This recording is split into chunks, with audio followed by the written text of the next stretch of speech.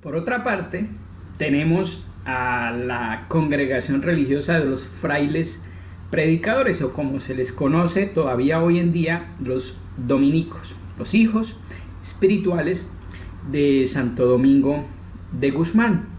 Esta fue otra congregación religiosa. En la Iglesia Católica existen muchas congregaciones religiosas y eso es una señal de la vitalidad del mensaje espiritual de nuestro Señor Jesucristo, que continuamente está suscitando la formación de estas congregaciones de personas interesadas en vivir de una manera mucho más total la entrega al llamado de nuestro Señor. Los dominicos fueron fundados, como ya les dije, por un español, Domingo de Guzmán. Esta congregación fue fundada más o menos en el año 1215-16 y se considera como la ciudad en donde se fundó oficialmente la ciudad francesa de Toulouse. De hecho, dicen los historiadores que en esa ciudad, en Toulouse, reposan actualmente, a día de hoy, los restos de Santo Tomás de Aquino, su hijo tal vez más insigne, más famoso. Como ya les había dicho, Santo Domingo fundó esta congregación religiosa con el objetivo de crear una especie de ejército de predicadores. Había muchas herejías en esa época. En Francia, sobre todo en ese momento, estaba causando mucho daño a la unidad religiosa unos herejes llamados albigenses o cátaros, que tenían sus ideas, y bueno, eso es otro tema. Sí, eso daría para otro video.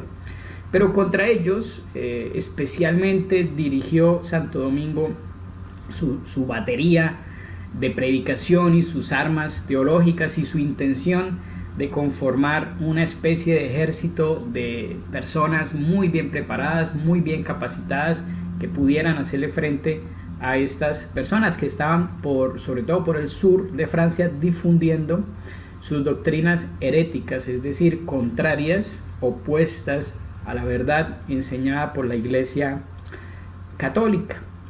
Entonces, a esta congregación religiosa fue a la que Santo Tomás se pasó, por decirlo de alguna manera, en 1244, cuando tenía más o menos unos 19 años de edad.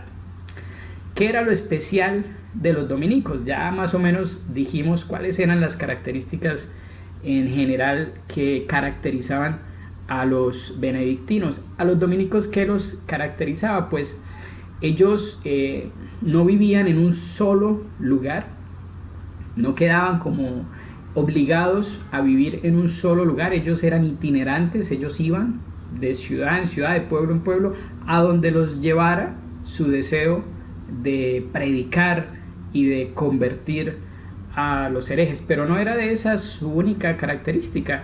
Ellos eran conocidos como frailes predicadores.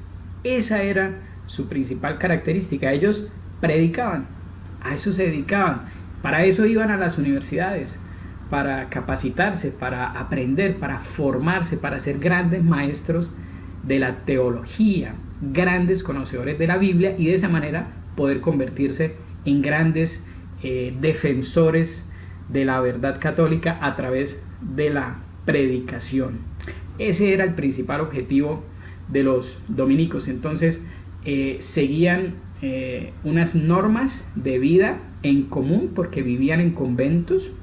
En eso se parecían a otras comunidades religiosas. Ellos también vivían en conventos, pero su principal preocupación, su principal objetivo era convertirse en predicadores, en predicar. Esa era su característica específica, porque antes de ellos aparecen en 1215, y antes de ellos ninguna congregación religiosa se había propuesto como finalidad principal la predicación, ¿sí?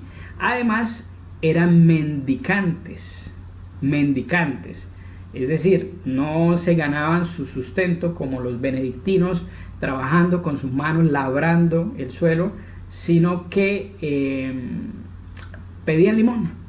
Pedían limosna, ese era su modo de buscarse el sustento. Entonces eran predicadores y se ganaban su sustento pidiendo limosna. El resto era muy parecido a las demás comunidades religiosas, vivían en grupos pequeños en conventos, tenían el rezo, la salmodia a distintas horas del día. El resto era bastante parecido a esta congregación de los frailes dominicos con estas características. Fue a la que Santo Tomás se sintió llamado. Ahí fue cuando los conoció en la Universidad de Nápoles, como ya dijimos.